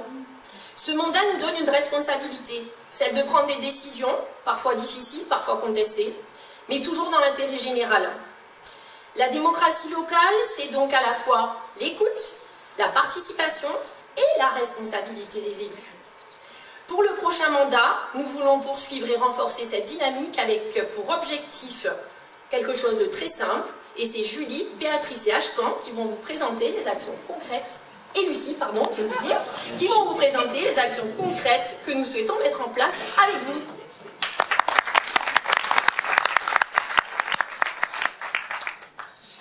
Depuis le début de notre engagement, nous avons fait un choix simple, ouvrir la vie municipale aux habitants. Nous avons donc installé des habitudes de dialogue, des réunions publiques régulières, des journées citoyennes, des temps républicains renforcés et surtout la création du comité citoyen en 2022. Ce travail a porté ses fruits, des habitants se sont engagés, des projets concrets ont vu le jour, et ce, grâce au budget participatif et une dynamique collective qui s'est installée. Nous tenons aujourd'hui à remercier Béatrice pour avoir créé et porté le comité citoyen depuis 2022. En effet, son travail est le fondement qui nous permet aujourd'hui de faire grandir cette belle dynamique collective. Nous voulons désormais l'accompagner pour alléger cette charge importante de travail et surtout merci à elle de continuer à nous supporter avec autant de patience. Aujourd'hui, nous en sommes convaincus, nous pouvons aller beaucoup, beaucoup plus loin.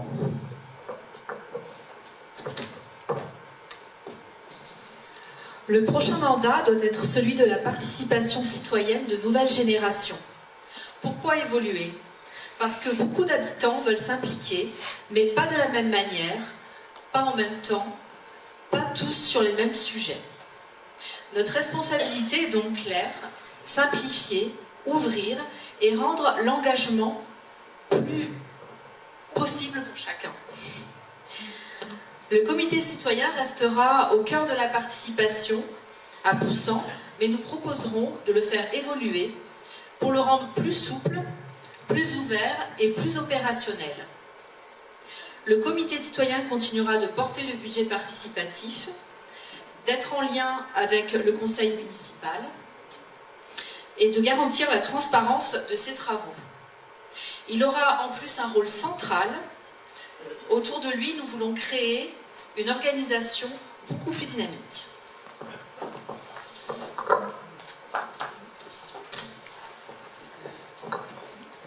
Nous proposons la création de commissions citoyennes thématiques rattachées au comité citoyen. C'est un changement majeur, un fonctionnement simple et ouvert. Ces commissions peuvent être soit permanentes pour travailler sur des sujets de fond, soit temporaires pour mener des projets précis. Elles pourront être créées des 3 habitants volontaires. Le principe sera clair et non négociable. Une personne égale une voix. Aucune hiérarchie dans les membres. Un élu qui sera coordinateur, facilitateur, jamais décisionnaire seul. La mise en place de comptes rendus de réunion permettra à chaque commission d'informer régulièrement l'ensemble du comité citoyen, les habitants et les élus de l'avancée de ces réflexions et des projets. L'objectif, c'est de l'efficacité, de la transparence et de la reconnaissance du travail citoyen. Ces commissions permettront aux habitants de s'engager là où ils se sentent utiles. Par exemple, la fameuse commission des référents de quartier. Ils sont là. Nous déploierons progressivement des référents de quartier, habitants volontaires, chargés de faire remonter les besoins du quotidien, de relayer les informations municipales, de repérer les situations d'isolement, d'encourager les solidarités de voisinage et de dynamiser la vie de chaque quartier. Parce qu'une commune attentive commence toujours par l'écoute de proximité. Nous créerons aussi des commissions citoyennes temporaires dédiées à des projets précis, que ce soit l'initiative des élus ou des habitants. Par exemple, le travail sur l'aménagement d'un espace public, la création d'un jardin partagé, l'amélioration des mobilités douces, l'organisation d'un événement communal. Si nous souhaitons par exemple créer une voie cyclable, nous inviterons les habitants qui pratiquent le vélo, sportifs, familles, usagers du quotidien, à réfléchir aux tracés et aux aménagements. Et une fois le projet abouti, la commission sera dissoute.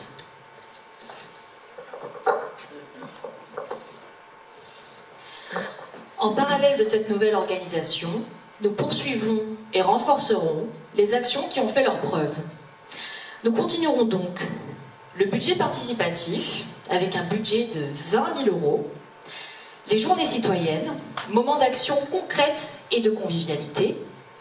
Nous pouvons donner l'exemple des dernières réalisées lors de ce mandat, celle du nettoyage de la Lauze et celle de la restauration d'une oliverie et de sa capitale. Nous continuerons aussi la cérémonie d'accueil des nouveaux habitants, la cérémonie des nouveau-nés et la cérémonie de la citoyenneté pour les jeunes de 18 ans. Nous maintenons donc ce que nous avons mis en place et qui fonctionne, mais nous avons aussi pour objectif de mettre en place de nouveaux rendez-vous pour les citoyens, tels que les balades citoyennes par quartier ou le parcours d'éveil citoyen, en collaboration avec le service enfants-jeunesse. Pour les enfants, nous mettrons en place un parcours qui leur est destiné dès leur entrée à l'école élémentaire pour découvrir leur commune, comprendre les règles du vivre ensemble, développer les premiers réflexes citoyens. Dans la continuité de ce parcours citoyen, nous lancerons également le dispositif que nous appelons le maire à votre rencontre. Un rendez-vous complémentaire à ceux proposés en mairie, constitué de réunions régulières organisées dans les quartiers afin de renforcer la proximité, l'écoute et le dialogue direct avec les habitants.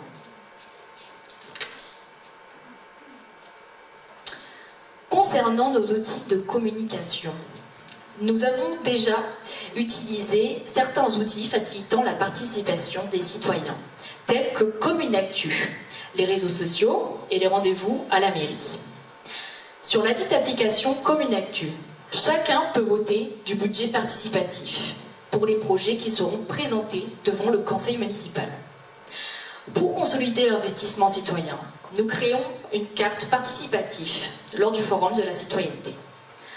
Pour maximiser votre participation, nous souhaitons promouvoir les fonctionnalités déjà existantes de l'application Commune Actu, notamment celles permettant de signaler un problème, permettant de proposer une amélioration, permettant de suivre les actions engagées.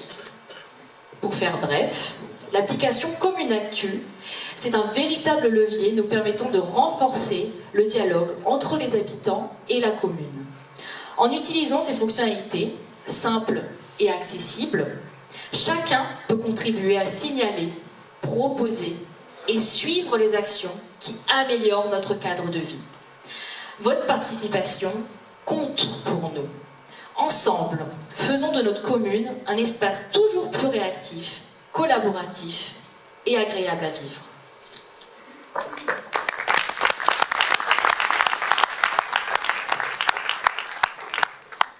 Notre ambition est claire. Avec cette nouvelle organisation, nous voulons plus d'habitants impliqués, des décisions mieux partagées, des projets plus proches du terrain, une commune plus unie. À Poussan, nous croyons profondément à la force du collectif. Nous continuons à faire de la responsabilité partagée le cœur de notre action, parce que notre conviction tient en une phrase, votre voix compte, agissons ensemble.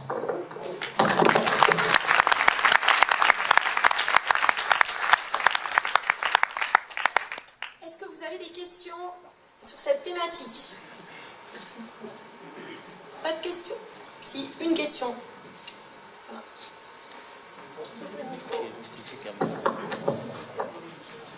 Concernant les rencontres, les maires à votre rencontre dans les quartiers, la cadence de ces réunions?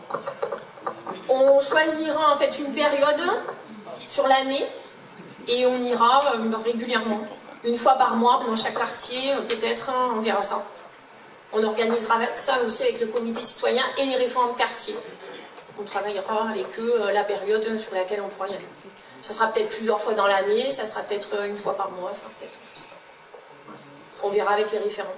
Et donc la participation aux commissions ouverte à tous, parce que sur le dernier comité citoyen, les anciens élus, leurs conjoints, etc., ne pouvaient pas participer. Oui. C'est quelque chose qui va évoluer? Ah oui, c'était un règlement qui avait été travaillé. Effectivement, il était comme ça, en fait, sur ce mandat-là. Après, c'est pareil, ça sera à voir avec les membres du comité citoyen, comment on le fait évoluer, avec Julie, avec Béatrice, Ashkan et Lucie. Après, je ne sais pas si tu veux donner une petite...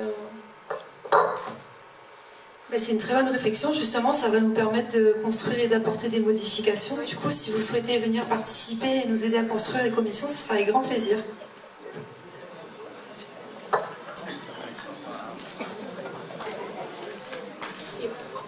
C'est bon? Tu as d'autres questions? Merci beaucoup. Et maintenant, nous avons choisi de terminer cette réunion par un sujet essentiel, les finances. C'est un sujet parfois perçu comme technique, mais il est en réalité au cœur de toutes les décisions municipales, car derrière chaque projet, chaque service rendu aux habitants, chaque investissement pour l'avenir, il y a des choix budgétaires, des arbitrages, des équilibres à respecter et une gestion rigoureuse de l'argent public. Je peux vous dire que le temps de préparation budgétaire, c'est plusieurs mois dans l'année et c'est très compliqué. On regarde tout, même les petites lignes. Et parfois on me dit non, mais là 150 €, si, 150 € par-ci par-là, les petits font des gros. Depuis quelque temps, certains tentent d'installer un doute sur notre gestion financière. On entend ici ou là, ou plutôt on lit, car c'est plus facile de critiquer derrière un écran que de venir parler en face. Que la situation financière de la commune serait préoccupante et que notre gestion serait fragile. Eh bien alors je vais être très claire avec vous. Ce soir, c'est faux.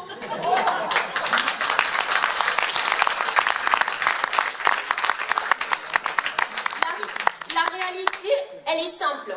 Les finances de Poussan, elles sont saines, les budgets sont maîtrisés et notre capacité d'action est intacte. Le budget que nous venons de voter en conseil municipal en est la démonstration concrète. Gérer une commune, ce n'est pas faire des promesses faciles, ou multiplier les annonces sans les chiffrer et sans se soucier des conséquences. Gérer une commune, c'est planifier sur la durée du mandat, équilibrer, investir quand c'est nécessaire et préserver les finances publiques. C'est exactement la ligne que nous avons tenue depuis le début de ce mandat et que nous continuerons à tenir. Grâce à cette gestion sérieuse, il y a un travail collectif entre les élus et les agents de la collectivité que nous menons depuis 6 ans. Avec rigueur et vigilance, nous avons pu continuer à investir, à entretenir nos équipements, à accompagner les projets et à préparer l'avenir. Et surtout, notre capacité d'action pour la commune est pleinement préservée. Alors oui, en période électorale, certains préfèrent les approximations ou les procès d'intention. Mais les chiffres, eux, ils sont têtus et ils parlent d'eux-mêmes. Et c'est précisément ce que HP et Bruno vont vous présenter ce soir, la réalité de la situation financière de notre commune, le travail qui a été mené et les perspectives pour l'avenir.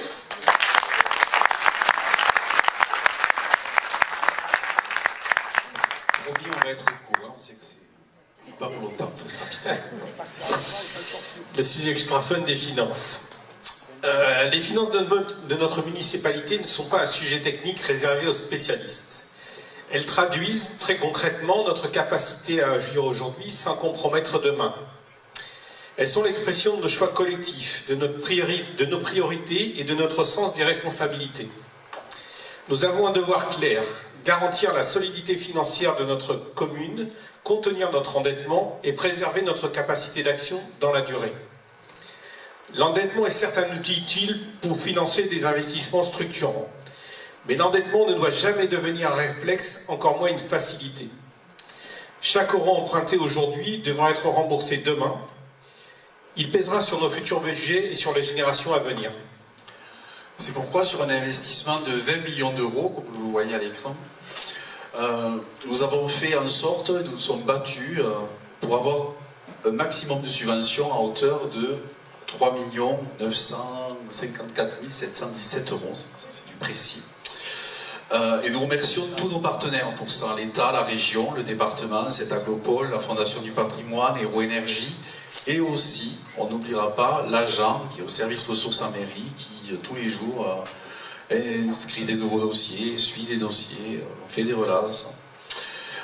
Tous ces partenaires donc, qui nous ont fait confiance hier et qui nous feront encore confiance demain, par le sérieux de notre gestion, ils l'ont déjà assuré pour certains, sur des projets structurants par rapport à des projets structurants que nous avons réalisés, l'espace Saint-Roch, les Halles, le parc Jean-Pierre Pastre et tant d'autres. Nous devons veiller avec rigueur à notre capacité de désendettement. Celle-ci est à ce jour de 4 années. C'est un indicateur simple mais essentiel. Il dit si notre dette de moins de 5 millions d'euros actuellement reste soutenable au regard de nos ressources réelles. Nous devons maintenir cet indicateur dans une zone de prudence compatible avec les standards d'une gestion saine et responsable. Pour cela, 2 principes doivent guider notre action. Le premier, c'est la maîtrise de notre dépense de fonctionnement. Une collectivité qui voit ses charges de fonctionnement dérivées perd sa marge de manœuvre. Nous devons donc adapter nos projets à nos capacités réelles de fonctionnement, dimensionner nos équipements en fonction des coûts d'entretien qu'ils génèrent. Le second principe, c'est la préservation et l'entretien de notre patrimoine. Entretenir, ce n'est pas une dépense secondaire, c'est un investissement dans la durée. Prendre soin de notre patrimoine communal, c'est éviter des charges futures plus lourdes et préserver la valeur des biens que nous transmettrons. Nous devons donc faire des choix lucides, aligner nos ambitions sur nos capacités financières, préserver nos équilibres budgétaires pour conserver notre liberté de décision, préserver nos équilibres financiers. Cela signifie surtout contenir la progression de notre dette, sécuriser nos recettes sans alourdir excessivement la pression fiscale. La responsabilité financière n'est pas un renoncement. Une commune solide financièrement est une commune respectée, capable d'investir quand c'est nécessaire, capable de faire face aux imprévus, capable de protéger ses habitants. Notre engagement est clair, agir avec prudence, transparence et détermination. Faire en sorte que chaque décision budgétaire soit cohérente avec nos capacités de fonctionnement. Investir utilement, sans hypothéquer l'avenir, entretenir notre patrimoine avec constance et garantir que notre capacité de désendettement reste compatible avec une gestion saine. Alors, juste si vous pouvez me permettre, sur la capacité de désendettement, ceux qui ne le savent pas, on est à 4. On rentre en zone critique à 12. 4 années. 4 années. Oui, 4 années. Et on rentre en zone critique à 12 années. Donc on est bien loin de la zone critique que certains veulent dire, et on est bien loin de la prise en main de la préfecture sur nos finances, donc nos finances sont très saines.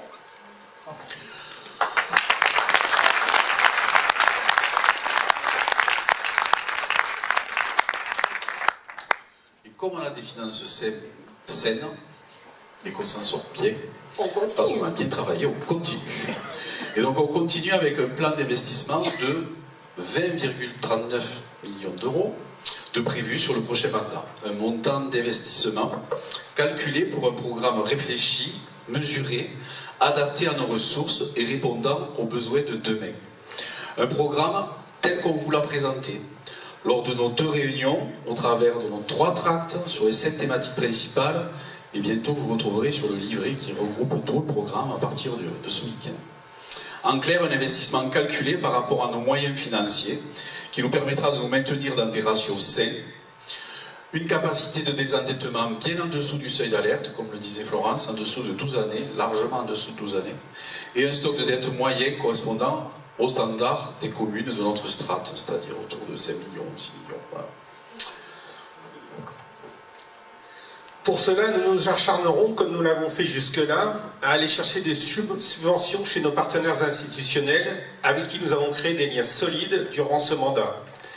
Nous investirons dans les énergies renouvelables pour générer des économies de fonctionnement. Un bâtiment public en autoconsommation, c'est des économies pour aujourd'hui et pour demain. Cet argent non dépensé pourrait être réinvesti dans des projets durables pour la ville. Nous conserverons un soutien fort aux associations locales, car elles sont le cœur vivant de notre commune. Qu'elles soient sportives, culturelles, caritatives, elles font le bien vivre à Poussan. C'est ainsi que nous construirons une commune durable, responsable et résiliente. C'est ainsi que nous préserverons ensemble l'équilibre entre ambition et prudence. Une gestion rigoureuse, responsable et transparente de l'argent public pour répondre à vos priorités. Autrement dit, un programme concret et réaliste. Merci. Un programme de Poussin.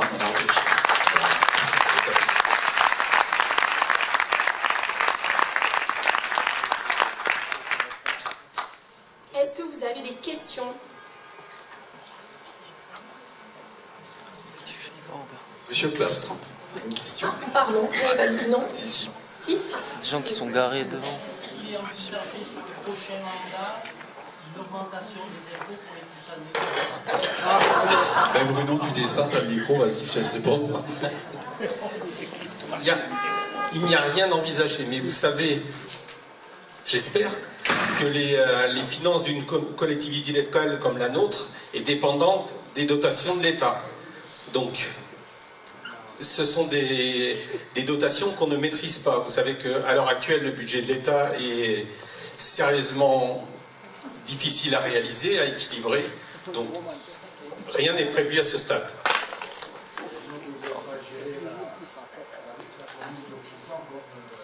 Comme l'État, c'est clair, heureusement. Mais nous, on a une obligation d'équilibre parce qu'on n'a pas l'État.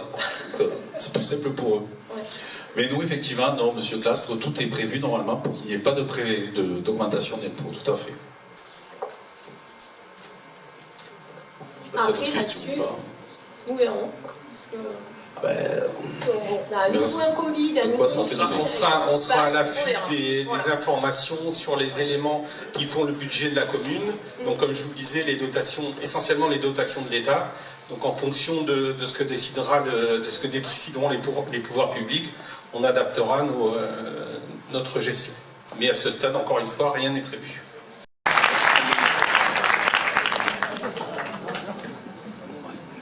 Entre 2020 et 2026, ensemble, nous avons déjà accompli beaucoup, comme vous l'avez vu. Nous avons agi concrètement. Nous avons transformé, modernisé, protégé et investi. Pas à pas, projet après projet, nous avons fait avancer notre commune avec sérieux et détermination. Nous avons été à vos côtés, aussi bien dans les moments festifs que pour vous accompagner dans les moments plus compliqués de votre quotidien. Et ce que nous avons fait ensemble prouve une chose. Quand on s'engage à 100%, quand on travaille sans compter, quand on rassemble les énergies, les résultats sont là. Et nous savons aussi que les défis à venir exigent de la clarté, de la détermination et une vision solide. Notre ville, elle est belle, elle compte, et son avenir mérite mieux que des slogans, que des phrases creuses et que des promesses qui ne pourront pas être tenues. Parce que promettre, c'est facile, mais tenir ses engagements, c'est autre chose. Parce qu'au fond, il y a ceux qui parlent, et puis il y a ceux qui se retroussent les manches et qui travaillent. Il y a ceux qui comptent leurs heures, et il y a ceux qui ne les comptent pas. Ceux qui commentent et ceux qui s'engagent, qui donnent de leur temps sans compter pour l'intérêt général plutôt que de leurs ambitions personnelles. Être aux responsabilités, ce n'est pas commenter l'action des autres. Ce n'est pas réapparaître avant une élection pour expliquer ce qu'il aurait fallu faire, pour distribuer des critiques ou des promesses. Être aux responsabilités et gérer une commune, c'est agir, c'est assumer, c'est travailler chaque jour, prendre des décisions, chercher des financements, connaître parfaitement les réglementations et les contraintes, construire des projets solides. Et c'est exactement ce que nous avons fait pendant 6 ans, avec sérieux, détermination et toujours avec une seule boussole, l'intérêt de Poussant, votre intérêt.